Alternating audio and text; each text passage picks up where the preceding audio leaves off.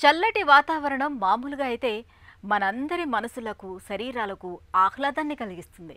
కానీ ప్రోస్టేట్ గ్రంథిలో వాపుతో బాధపడే వారికి మాత్రం ఎక్కడా లేని ఇబ్బందిని తెచ్చిపెడుతుంది. ప్రోస్టేట్ గ్రంథిలో వాపు ఉన్నప్పుడు సహజంగానే ఎక్కువసార్లు మూత్రానికి వెడుతూ ఉంటారు. అలాంటిది చలికాలంలో చల్లటి వాతావరణంలో మూత్రగండాలు మరింతగా పెరుగుతూ ఉంటాయి. చాలా తరచుగా మూత్రానికి వెళ్లాల్సి వస్తూ ఉంటుంది.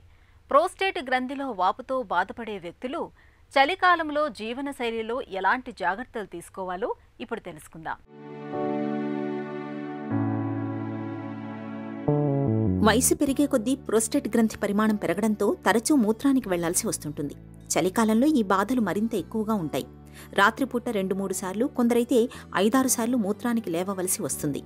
దాంతో నిద్రకు బాగా ఆటంకం కలుగుతుంది. ఈ నేపథ్యంలో శీతాకాలంలో కొన్ని ప్రత్యేక జాగ్రత్తలు తీసుకోవటం ద్వారా అతిమూత్రం బాధల్ని తగ్గించుకోవచ్చు. ముఖ్యంగా రాత్రిపూట నీళ్లు సాధ్యమైనంత తక్కువగా తాగాలి. సాయంత్రం 4-5 గంటల నుంచే నీళ్లు తాగడాన్ని బాగా తగ్గించుకోవాలి.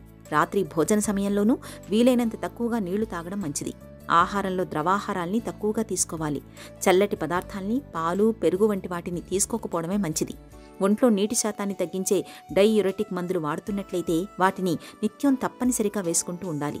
వాతావరణం చల్లగా ఉన్నా, ఏసీ వేసుకున్నా మూత్రం ఎక్కువగా వచ్చే అవకాశం ఉంటుంది. కాబట్టి పడుకునే గదిలో కాస్తంత వెచ్చదనం ఉండేలా చూసుకోవాలి. ఈ జాగ్రత్తలు చలికాలంలో ప్రోస్టేట్ బాధల నుంచి మంచి ఉపశమనాన్ని కలిగిస్తాయి.